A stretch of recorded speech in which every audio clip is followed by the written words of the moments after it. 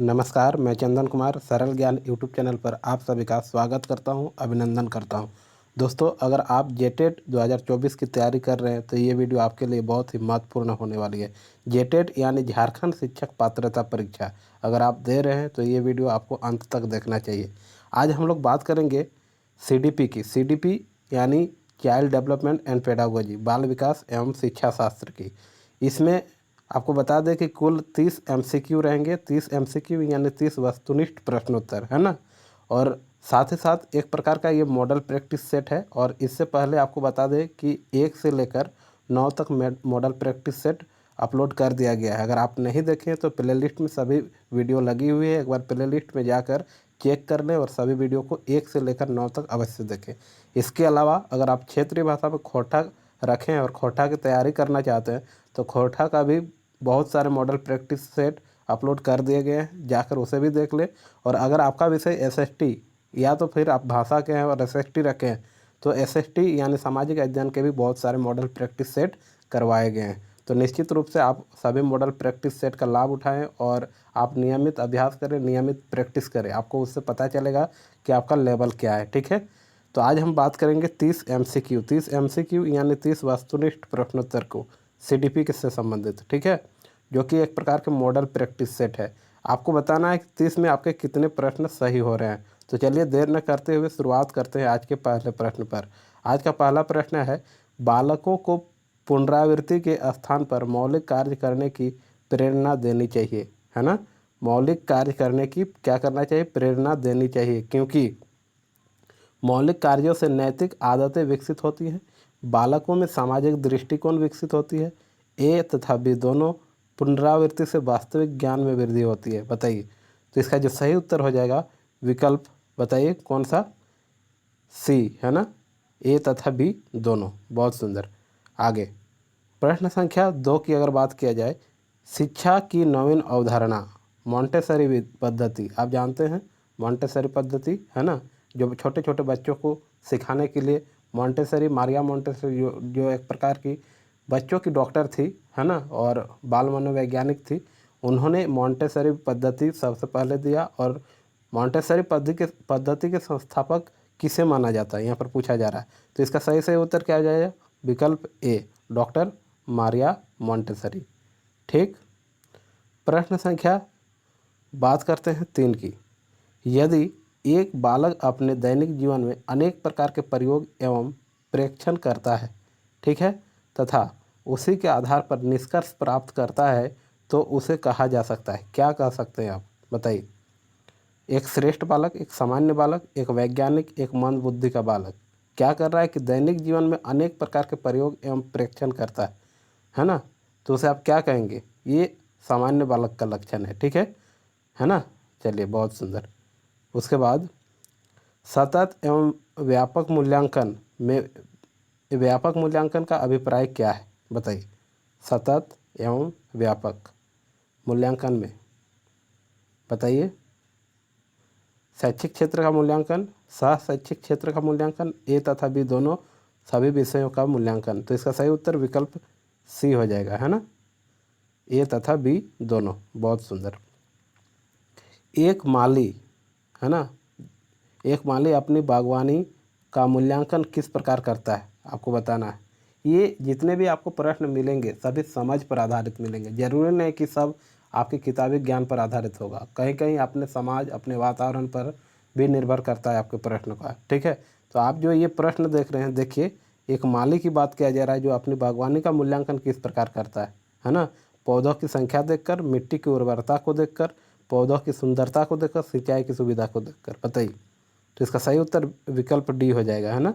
सिंचाई की सुविधा को देखकर, वो सिंचाई की सुविधा के आधार पर अपना फसल का, अपना बगीचा में पौधों का मूल्यांकन करता है कि इस प्रकार सिंचाई करेंगे तो इसका बेहतर उपज होगा, बेहतर फूलेगा, बेहतर फल देगा। इस प्रकार की मूल्यांकन वो सिंचाई की सुविधा को देखकर करता है। बहुत सुंदर।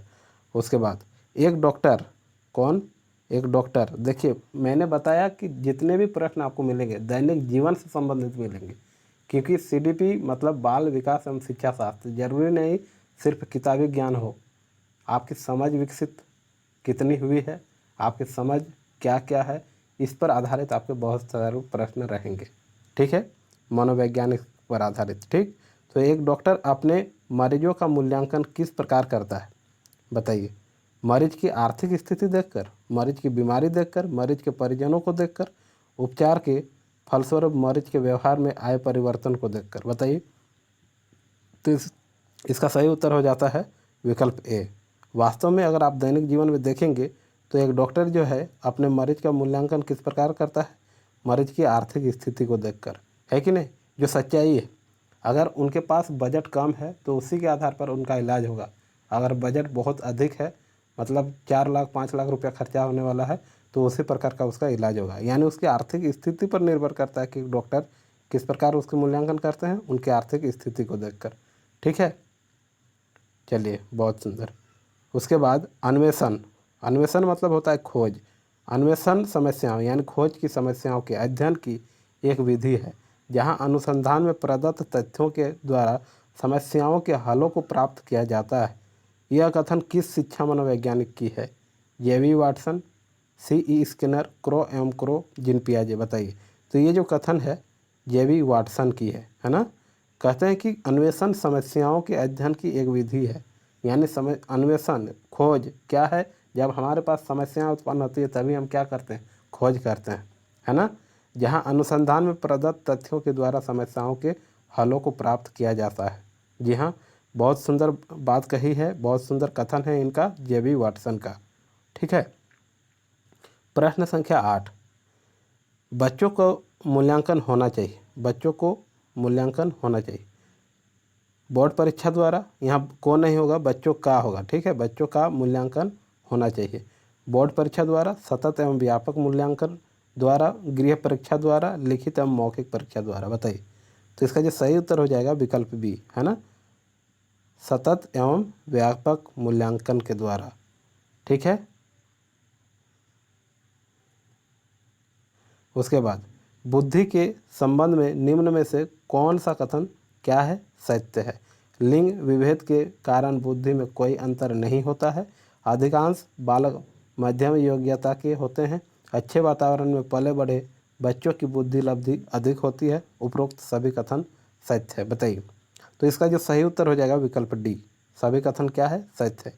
क्यों, क्योंकि आप देख रहे हैं लिंग विभेद के कारण बुद्धि में कोई अंतर नहीं आता है। आप ऐसा नहीं कर सकते हैं कि ये लड़का है इसका मतलब इसके पास ज़्यादा बुद्धि है, लड़की है मतलब ये सिर्फ खाना बनाएगी, घर का काम करेगी, घर के अंदर रहेगी, ऐसा नहीं। बुद्धि दोनों के बराबर हो सकते हैं। ज़रूरी नहीं कि लड़का का ही ज़्यादा हो, कहीं कहीं लड़की भी देखेंगे आप।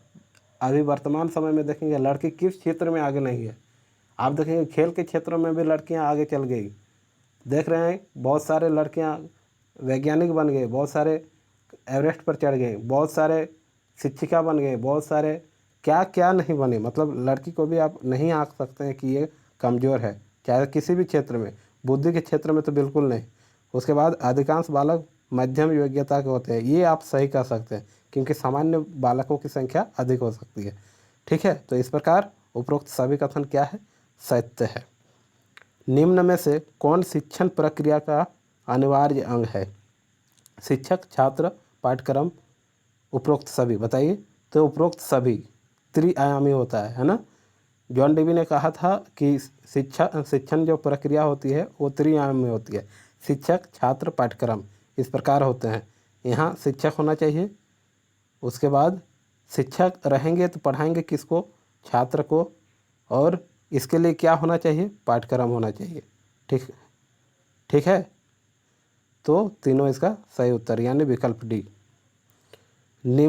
अगला प्रश्न, निम्न कक्षाओं में शिक्षण की खेल विधि क्या प्ले मेथड आधारित है, शारीरिक शिक्षा कार्यक्रमों द्वारा, है ना, के सिद्धांत पर, शिक्षण की विधियों के मनोवैज्ञानिक सिद्धांत पर, विकास एवं वृद्धि के मनोवैज्ञानिक सिद्धांत पर, या शिक्षक के सामाजिक सिद्धांत पर, बताइए। तो इसका जो सही उत्तर हो जाएगा विकल्प सी, विकास एवं वृद्धि, डेवलपमेंट एंड ग्रोथ के आधार पर, सिद्धांत पर। ठीक है, बच्चों के संज्ञानात्मक विकास, कॉग्निटिव डेवलपमेंट की बात किया जा रहा है। बच्चों के संज्ञानात्मक विकास यानी कॉग्निटिव डेवलपमेंट को सबसे अच्छे तरीके से कहाँ परिभाषित किया जा सकता है, खेल के मैदान में, विद्यालय एवं कक्षा में, गृह में और ऑडिटोरियम में। बताइए, तो इसका सही उत्तर क्या हो जाएगा? विकल्प बी, विद्यालय एवं कक्षा में। संज्ञानात्मक विकास की बात किया जा रहा है, ठीक है, सर्वांगीण विकास की नहीं। अगर सर्वांगीण विकास की बात किया जाए तो आप दूसरी जगह खेल के मैदान में भी आप देख सकते हैं, साथ ही साथ विद्यालय में भी देख सकते हैं, वातावरण में भी देख सकते हैं। लेकिन यहाँ संज्ञानात्मक विकास, उनके विचार क्या है, उनकी भावनाएं क्या है, क्या क्या सोचते हैं, किस प्रकार के विचार रखते हैं, इसकी जानकारी आप कहाँ कर सकते हैं? विद्यालय एवं अपने कक्षा में। बहुत सुंदर। प्रश्न संख्या 13, कक्षा में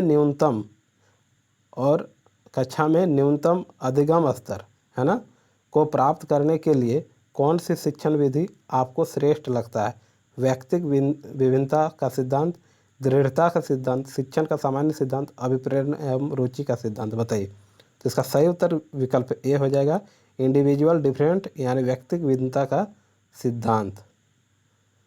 सोचने की क्रिया में कौशलता के लिए निम्न में से कौन से तत्व आवश्यक हैं? पूर्व ज्ञान, अधिगम, क्रमबद्धता, उपरोक्त सभी। उपरोक्त सभी इस प्रश्न का सही उत्तर हो जाएगा। प्रश्न संख्या अगर 15 की बात किया जाए तो निम्न में से कौन असीमित चिंतन है? असीमित, जिसका कोई सीमित नहीं है। कल्पना और स्वप्न।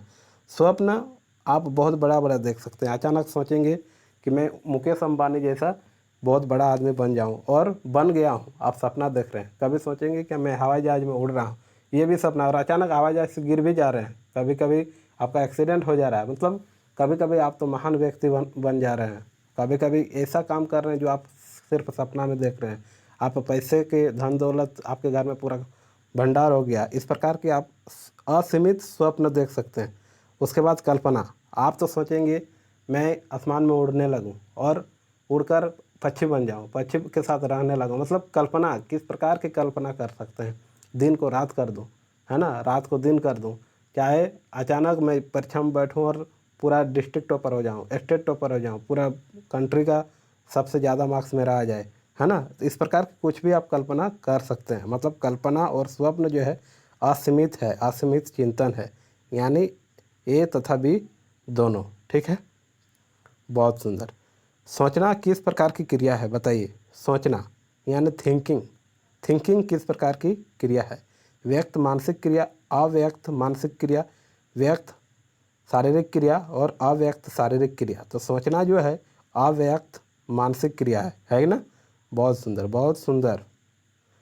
उसके बाद सीमित चिंतन, सीमित चिंतन में किन अवयवों का समावेश होता है? तर्क का, निर्णय व समस्या समाधान का, समस्या का सार्थक हल यानी उत्पादक, और उपरोक्त सभी। बताइए, तो इसका जो सही उत्तर हो जाएगा विकल्प डी, उपरोक्त सभी।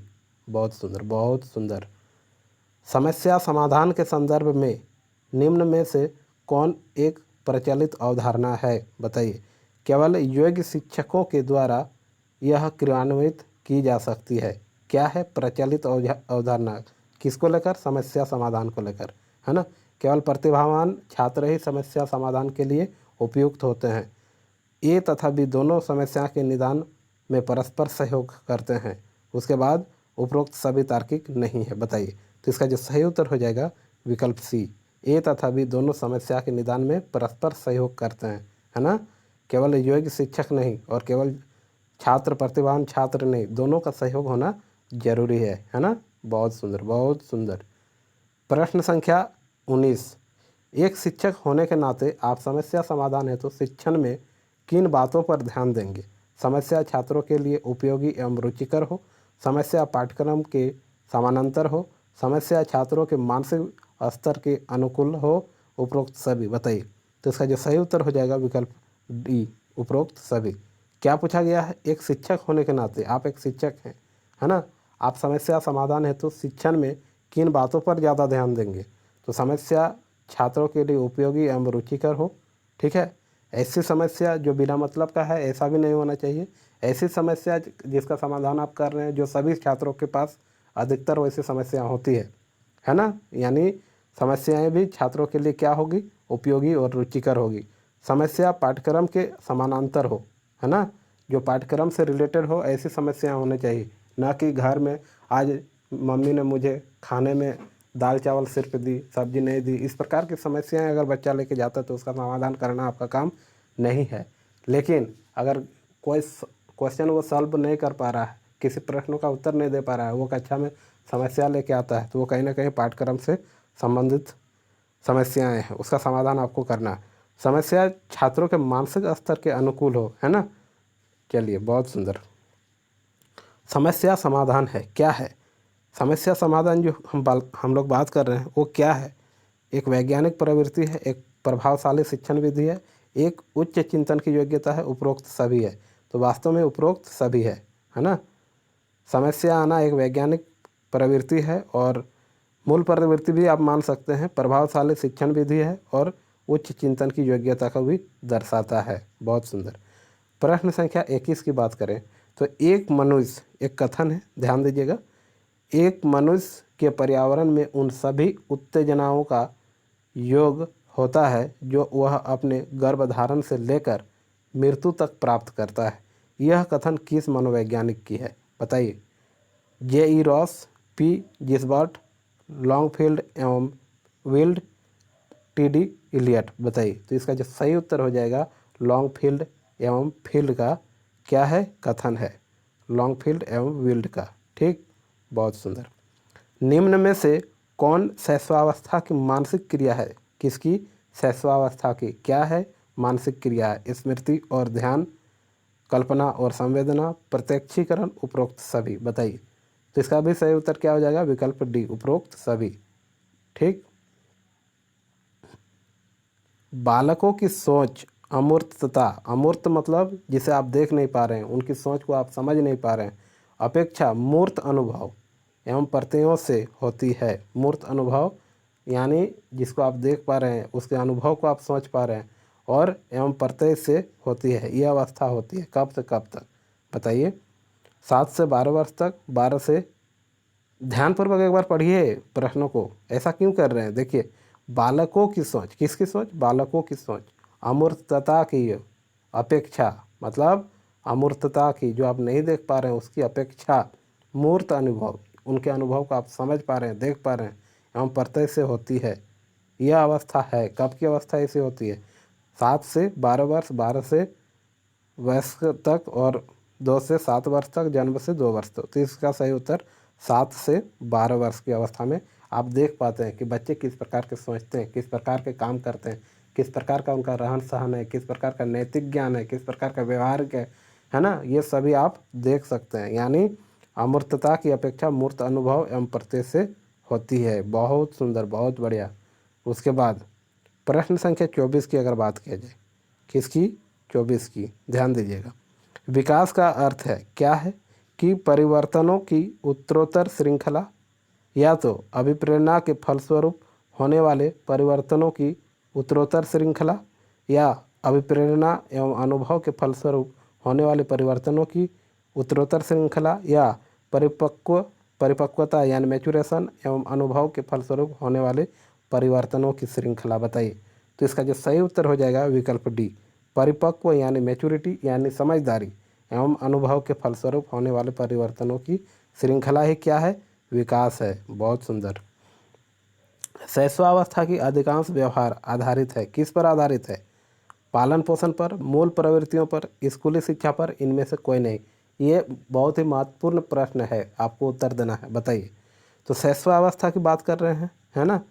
0 से 2 वर्ष पूर्व शैशवावस्था, फिर 0 से आप देखेंगे कि 6 वर्ष की हम लोग बात करते हैं, 6 वर्ष के बाद बाल्यावस्था होती है। तो उससे पहले 5 वर्ष से पहले आप देखेंगे बच्चे जितने भी काम करते हैं मूल प्रवृत्तियां पर करते हैं। खास करके पूर्व शैशवावस्था की हम बात कर रहे हैं, वहाँ पर आप देखेंगे मूल प्रवृत्तियां पर ही आधारित बच्चे होते हैं। अधिकांश व्यवहार उनका मूल प्रवृत्ति पर होता है। बच्चे को नहीं मालूम कहाँ जिद करना है, कहाँ हमें रोना है, कहाँ हंसना है, कहाँ लेटरिन करना है, कहाँ पेशाब करना है, ये सभी उनको नहीं पता। कहीं भी आपके पास इस तरह की समस्याएं उत्पन्न कर सकते हैं बच्चा। ठीक है, आप ऑफिस में बैठे हैं, अपने बच्चों को लेके गए हैं, बच्चा वहाँ भी पेशाब कर सकता है, वहीं भी लेटरिन कर सकता है। यानी वो सब क्या है, वहीं भी अचानक चिल्ला सकता है, रो सकता है, हंस सकता है। ये सभी मूल प्रवृत्ति है। अचानक खेल सकता है, दौड़ सकता है ना, कुछ भी कर सकता है। ये मूल प्रवृत्ति पर आधारित है। क्या? अधिकांश व्यवहार किसके? शैशवावस्था के। ठीक। अगला एक कथन है, व्यक्ति का जितना भी मानसिक विकास होता है, ठीक है, उसका आधा 3 वर्ष की आयु तक हो जाती है। यह कथन किस मनोवैज्ञानिक की है? Thorndike, good enough, Sigmund Freud, Adler. तो इसका जो सही उत्तर गुड एनफ होगा, है ना। बहुत सुंदर। ये हम लोग जब विकास पढ़े हैं उस समय ये पढ़ाया गया है। अगर आप नहीं पढ़े हैं तो विकास और अधिगम जो है चैप्टर, उसमें आप देख सकते हैं इसको। तो इसका सही उत्तर क्या हो जाएगा? Good enough. बहुत सुंदर। आगे प्रश्न संख्या 27 की अगर बात किया जाए, निम्न में से कौन समस्या समाधान विधि का एक क्या है? गुण है? वैज्ञानिक दृष्टिकोण का विकास, स्वयं करके सीखना, आत्मनिर्भरता का विकास, उपरोक्त सभी। बताइए। तो इसका सही उत्तर क्या हो जाएगा? उपरोक्त सभी। क्या समस्या समाधान विधि का एक गुण है? क्या वैज्ञानिक दृष्टिकोण का विकास, स्वयं करके सीखना और आत्मनिर्भरता का विकास, उपरोक्त सभी। बहुत सुंदर। आग से जला हुआ बालक आग को देखकर क्या करता है? डर जाता है, क्योंकि उसे नहीं पता था कि इसमें इसको छुएंगे तो इसमें हम जल जाएंगे। लेकिन जैसे ही छूता है अचानक झटका लगता है, अचानक जलन होता है, अचानक उसका घाव हो जाता है। तब उससे क्या करता है? जब भी आग को देखता है वह डरता है। यह मानसिक उद्दीपन, ठीक है, एक प्रकार की क्या है? यह एक प्रकार के मानसिक उद्दीपन है। किस प्रकृति का चिंतन है? आरंभिक कोटि का चिंतन, तार्किक चिंतन, प्रत्यात्मक चिंतन, इनमें से कोई नहीं। बताइए।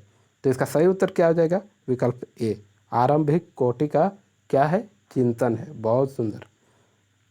प्रश्न संख्या अगर 29 की बात किया जाए, यदि कोई बालक अपनी स्मृति के आधार पर भविष्य की बात सोच लेता है, इस प्रकार की सोचने की क्रिया को कहा जाता है? क्या कहा जाता है? प्रत्यात्मक चिंतन, कल्पनात्मक चिंतन, प्रत्यात्मक चिंतन, इनमें से कोई नहीं। बताइए। तो इसका सही उत्तर हो जाएगा विकल्प बी, कल्पनात्मक चिंतन। क्या कि कोई यदि कोई बालक अपनी स्मृति मतलब अपने सोच, है ना, चिंतन, मनन, मन में उत्पन्न विचार, स्मृति के आधार पर क्या करता है? भविष्य की बात को क्या कर लेता है? सोच लेता है ना, कि मैं ऐसा कर सकता हूँ, ऐसा करूँगा, ऐसा करता, मतलब कल्पना कर रहा है। तो इस प्रकार की क्या हो गई? इस प्रकार की सोचने की जो क्रिया होती है वो कल्पनात्मक चिंतन होती है। बहुत सुंदर। उसके बाद यदि कोई व्यक्ति, अगला प्रश्न, यदि कोई व्यक्ति वस्तु को साक्षात देखकर उसका विश्लेषण एवं वर्गीकरण करके चिंतन को मूर्त रूप देता है, क्या करता है? चिंतन को मूर्त रूप देता है, तो वह किस प्रकार का चिंतन है? प्रत्यात्मक चिंतन, कल्पनात्मक चिंतन, प्रत्यक्षात्मक चिंतन, उपरोक्त सभी। बताइए। तो इसका जो सही उत्तर हो जाएगा प्रत्यात्मक चिंतन, विकल्प ए, है ना। इस प्रकार आज हम लोगों ने कुल कितने प्रश्नों को देखा? 30 MCQ को देखा, जो कि CDP से संबंधित थे। कितने? 30 प्रश्न CDP से संबंधित थे, है ना। वीडियो में अंत तक बने रहने के लिए आपका कोटि कोटि धन्यवाद। और अगर आप हमारे चैनल में पहली बार आप आए हैं तो इस चैनल को सब्सक्राइब कर लें, सरल ज्ञान यूट्यूब चैनल को। और अगर आपको वीडियो अच्छी लगी हो तो वीडियो को लाइक और एक छोटा सा और प्यारा सा कमेंट ज़रूर करें, जिससे हमें मोटिवेशन मिले, और उससे हम क्या हो जाएंगे? अभी प्रेरित होकर आपके लिए वीडियो बनाएंगे, ठीक है। और अगर वीडियो उपयोगी लगे तो अपने दोस्तों तक शेयर करें, और साथ ही साथ चैनल को तो सब्सक्राइब करना ही है।